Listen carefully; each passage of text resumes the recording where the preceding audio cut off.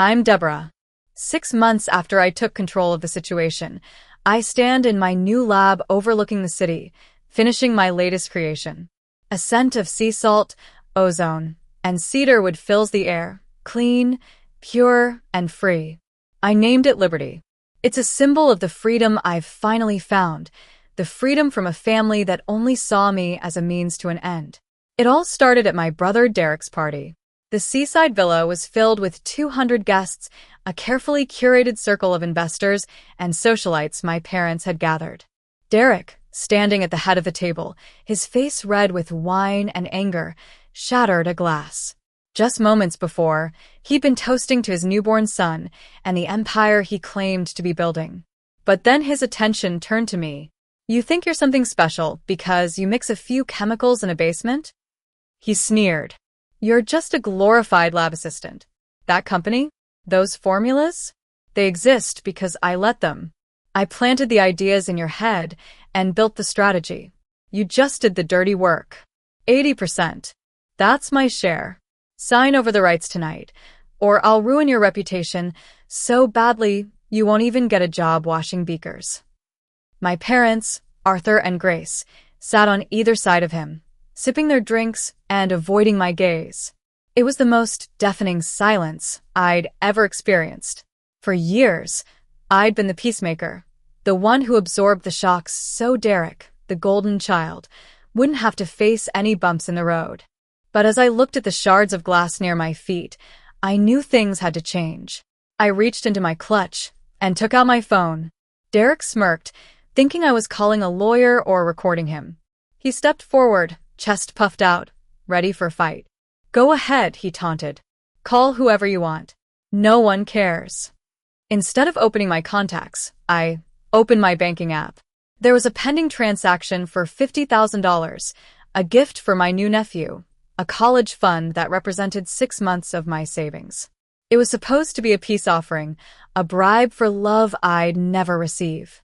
But I tapped the cancel button, and the money stayed safely in my account. I locked the screen and put the phone back in my bag. Without a word, I turned and walked towards the double doors. Derek shouted after me, "Walk away, Deborah. Don't come back until you're ready to sign." I pushed open the heavy oak doors and stepped into the cool night air. The ocean breeze hit my face, washing away the suffocating perfume of the ballroom. The valet brought my old, dented sedan, which looked so out of place among the luxury cars. As I drove away, I expected to break down in tears. But all I felt was a terrifying clarity. The family I'd been fighting for didn't exist. It was just a corporation of egos, and I'd just quit. When I got to my apartment, a simple, gray building with peeling paint and a flickering street lamp, it felt like home. I climbed the stairs, unlocked the door, and stepped into the quiet. No screaming, no shattering glass, just the hum of the refrigerator and the faint smell of a lavender candle from the night before. I sat at my old, wobbly desk and opened my laptop. The stack of notebooks next to it represented 10 years of hard work, sleepless nights, and countless experiments. It was the roadmap to a $60 million empire that my family thought had magically appeared. I opened a new spreadsheet and started auditing my past. 5 years ago, Derek had maxed out his credit cards trying to launch a failed lifestyle brand. My parents had called me, crying about the stress, and I'd paid off $15,000 to keep the peace. There were also the emergency loans, car repairs, and his penthouse rent when he was short on cash. And the medical bills for Grace that always ended up in my mailbox while Derek was off on vacations. But the financial cost was nothing compared to the time I'd spent. For 10 years, I'd been in a rented basement, inhaling fumes and testing essential oils until my nose bled, searching for the perfect formula. All while Derek played golf and my parents bragged about his potential at parties where I wasn't even introduced. I realized it all started when I was 12. I'd won the regional science fair with a $50 prize and a blue ribbon. I was so proud, but when I got home, Derek had crashed his car. My father took the $50 from me without asking, saying, "Your brother is in trouble. He needs us. We're a team."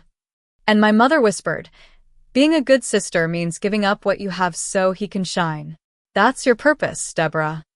For 17 years, I'd believed that my worth was measured by how much I could sacrifice for Derek. But looking at the spreadsheet, I saw the truth. I wasn't the soil for him to grow. I was the architect, the builder, and the bank. The next blow came when I received an email from the legal team of the conglomerate acquiring my company. Derek had sent a cease and desist letter claiming intellectual property theft. He said my signature sent, based on a patented extraction method, was actually his idea from a family barbecue in 2019. He demanded an 80% stake in the $60 million acquisition. My mother called, scolding me for destroying Derek's reputation and insisting that they were investors in my company.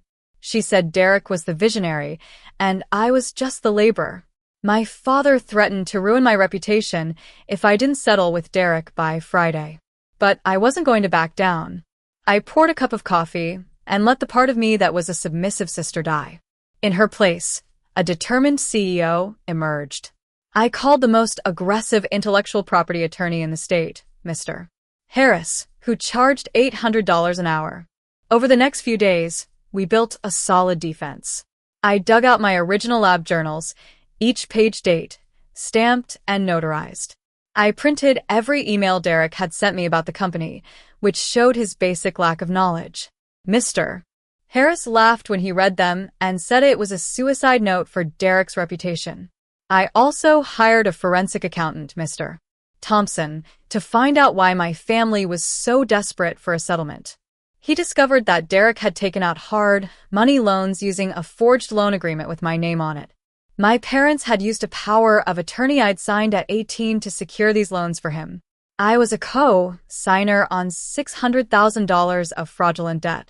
At Derek's next party, I walked in and dropped the loan file on the table.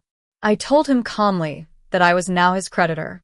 The loans were in default, and the collateral included the villa, his car, and my parents' retirement accounts. Panic spread among them. I made it clear that I wasn't keeping a cent.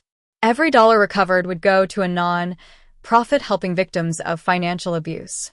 It wasn't revenge. It was about stopping them from hurting others. 6 months later, the assets were liquidated. My parents' credit was destroyed and they downsized.